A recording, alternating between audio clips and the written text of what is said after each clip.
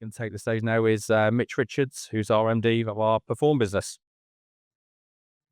Thank you. Hello. How's everyone doing? Refreshed? Yeah. Good. Cool. Just listening to Jay and Kit talk earlier, it gave me some flashbacks to my very first meeting as a marketer with a financial director and a CFO. And I went into that meeting full of hope to talk about all this great traffic that we've generated, all of this great these great new leads that we've brought in, how brilliant our CTR is, and all sorts of things like that. And I thought it was going really, really, really well until they asked me that question, which was, Mitch, where's the money? And I thought to myself, as a marketer, is that really my job? I thought we got these leads, we gave them to sales, and then that's it. How about it? But actually, no, it's not. It is the marketer's job to be in charge of revenue. And we've heard from Jamie and Kit talk about how to optimize your paid media when you get people to your site, how to make sure that your site converts really, really well. And what I'm going to talk to you guys about today is the bit that happens after that. Once you've brought in these leads, how do you measure how you then get them into the frame of mind where they're ready to buy and they want to talk to a human being? And then beyond that, once they become a customer, how do we then attribute that back to marketing and understand that entire piece? And when this CFO, when I was a much younger man, asked me that question, I thought, well, I know that these people are buying from us. I know that they are. I can see when I go in and do like single customer view stuff in the CRM, I can see that these people have converted. But I had no system or infrastructure available to me at the time to be able to just recall that information in one go and be able to confidently explain that journey from marketing through to sales, through to customer success. And so I went back and did a little bit of research, and I found out about this thing called an operating model. Anyone heard of an operating model? Does anyone use an operating model? Doesn't look like it. Okay, well, I'm going to teach you today how to build an operating model. And the operating model that I settled on as the one that was giving me everything that I needed as a marketer and then later as a revenue operations practitioner. And it was this thing called Bowtie Funnel. Has anyone seen this before? Yeah, one person, two people. Just the two people that I've taught Bowtie Funnel to. And one more. Excellent. Not my idea. Originally, Bowtie Funnel was dreamed up by this thing called Winning by Design as a SaaS sales methodology. And really what it is, I'll come over here so you guys can read the other bits so my head's not in the way. Really what it is a system that gives you a holistic, like-for-like measurement on everything that's going on within your go-to-market. It helps you understand how you take people from being strangers and knowing absolutely nothing about your goods and services on the far side there, all the way through to being your biggest and best, most loyal customers. And it's that squidgy bit in the middle that as marketers, we often struggle with. How do we communicate all of the different efforts that we're putting in at each of these different stages back to the finance department so that we don't get our budgets cut? Has anyone ever been in the situation before where that's happened and they're saying, oh yeah, look, we can't do these things we want to do because our budget's been cut? Stingy CFOs, am I right? Just got a wry smile from one such stingy CFO here.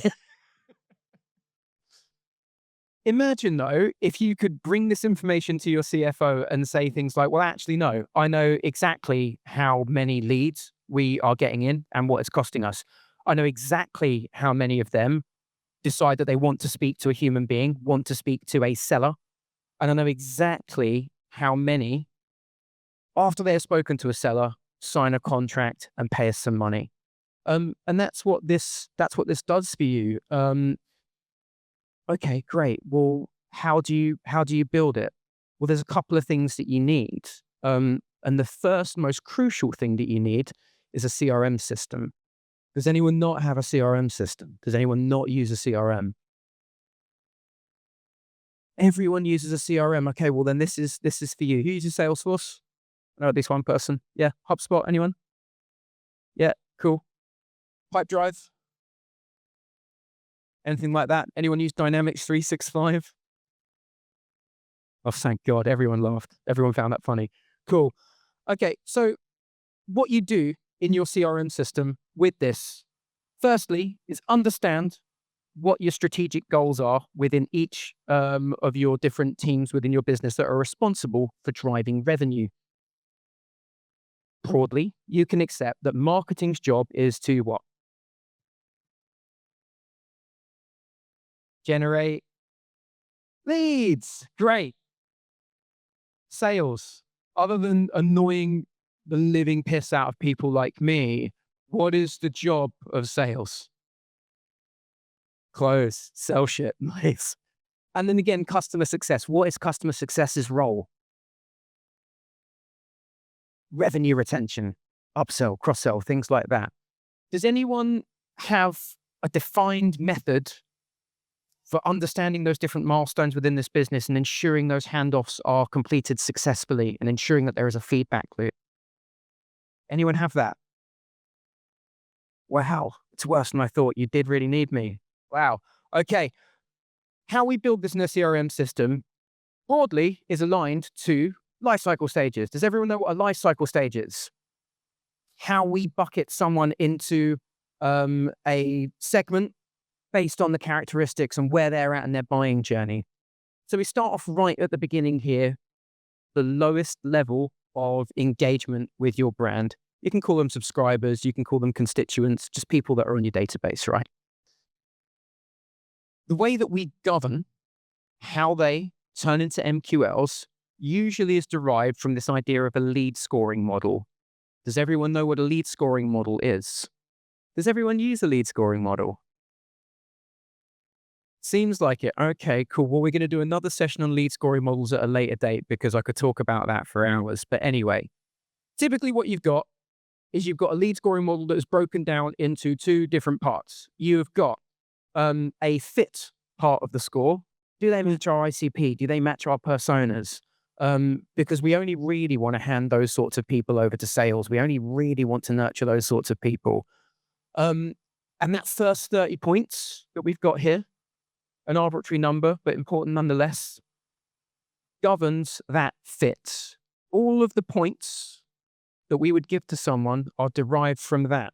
What is their job title? Does it match one of our personas? Yes or no? Are they in an industry that we work in? Yes, no. Are they in a geography that we serve?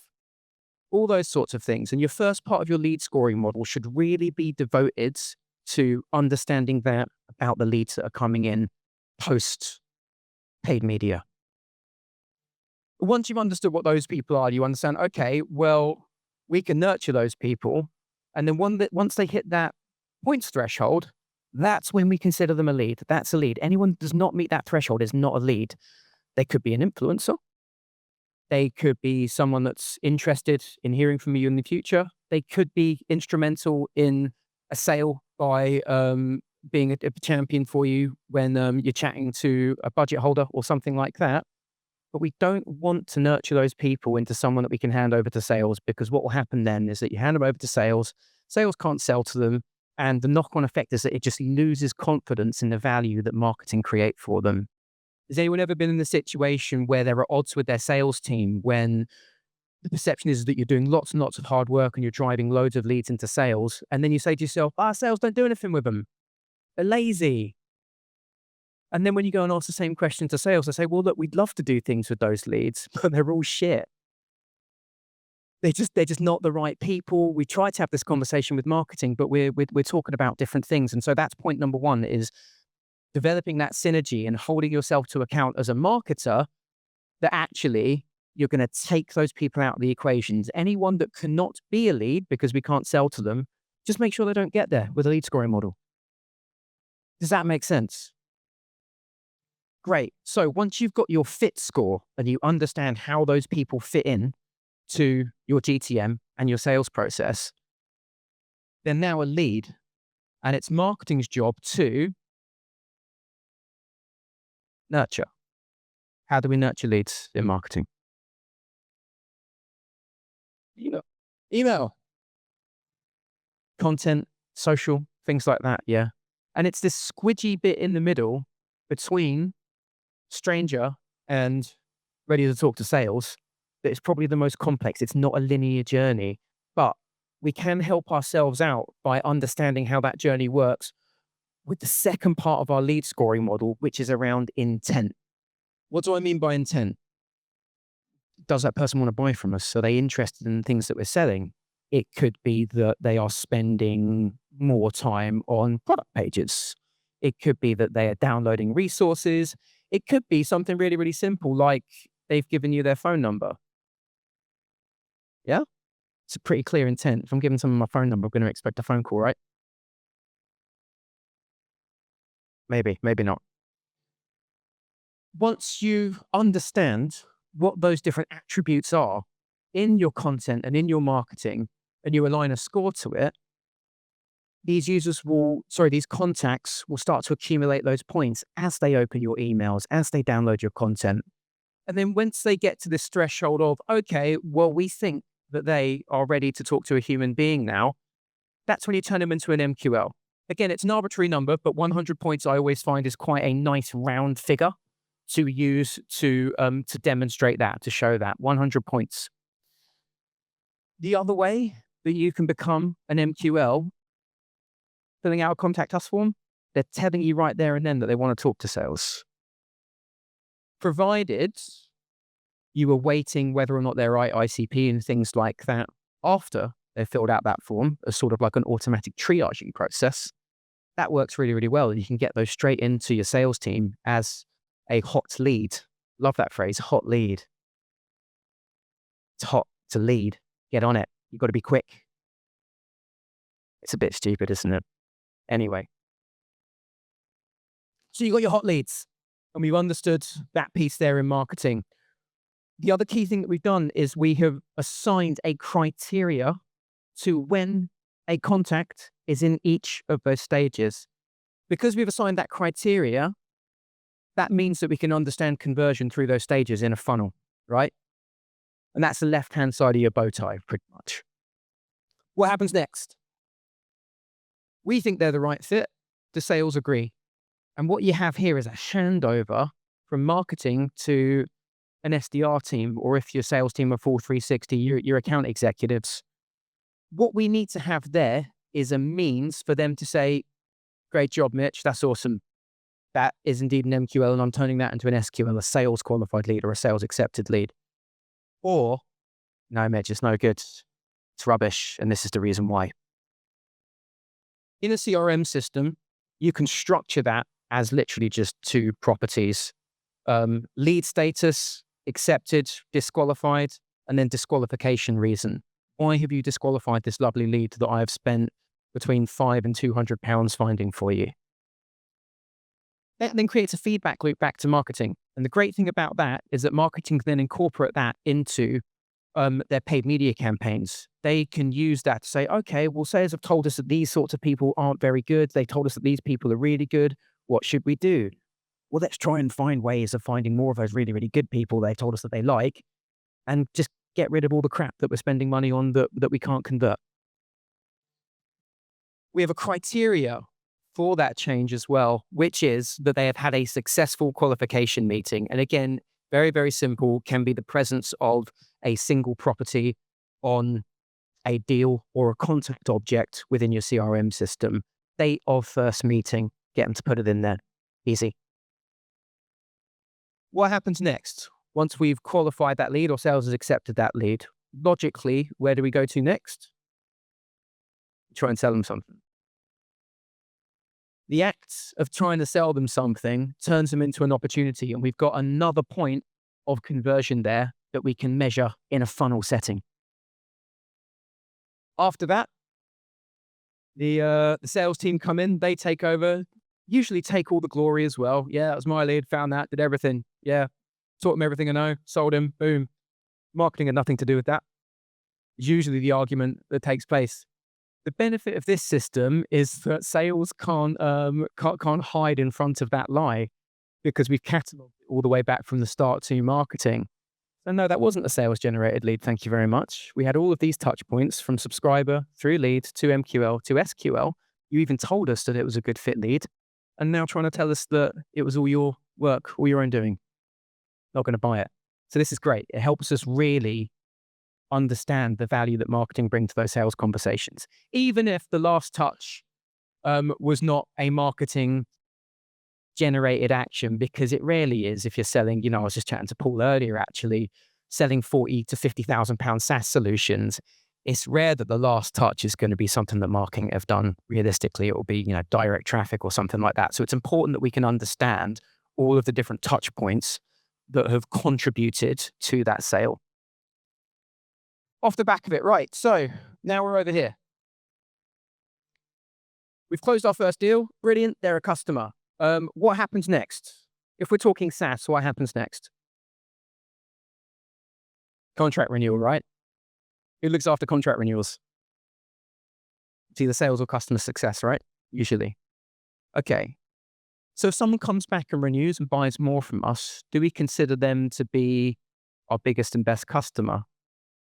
Maybe, maybe not.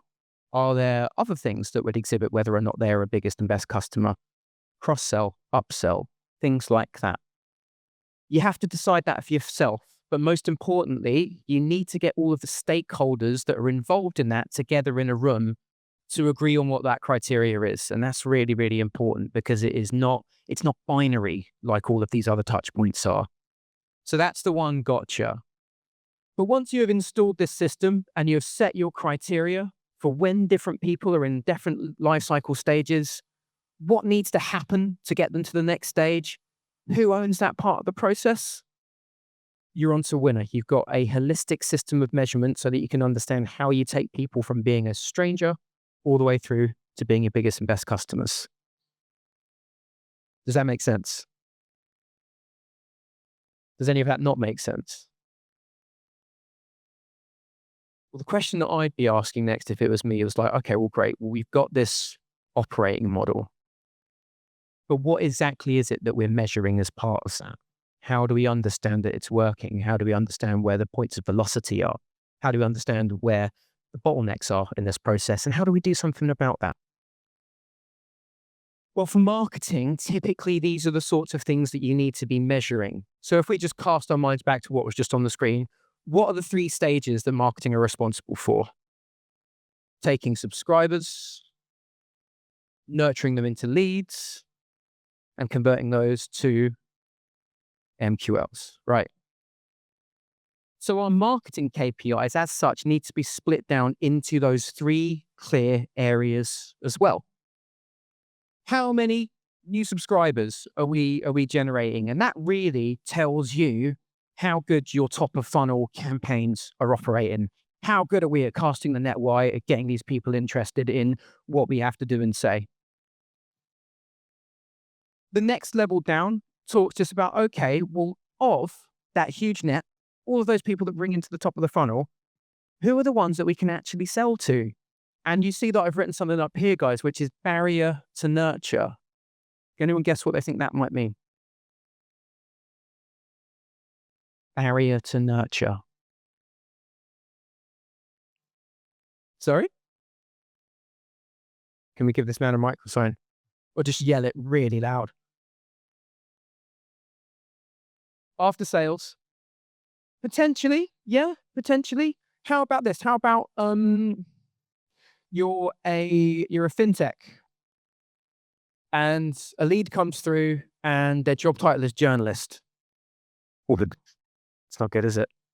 Is that a lead? Can we nurture a journalist to buy fintech off of us? No, it's a barrier to nurture. Anyone ever get submissions on any of their contacts forms, which is, hi, I'm a university student and I'm studying economics and blah, blah, blah, blah, blah. Is that a lead? No, there's a barrier to nurture. They're a student. So we need to make sure that when we're turning these subscribers into leads, we have that into consideration. What is that barrier to nurture and how do we omit them from what we're passing forward and what we're nurturing? We then want to see that really, really important thing that begins with a T. Lyndon used it when talking about my trainers earlier, actually. I was quite chuffed. Trend. Month-on-month comparison, which way are we trending? We going up? Are we going down? That's really important too.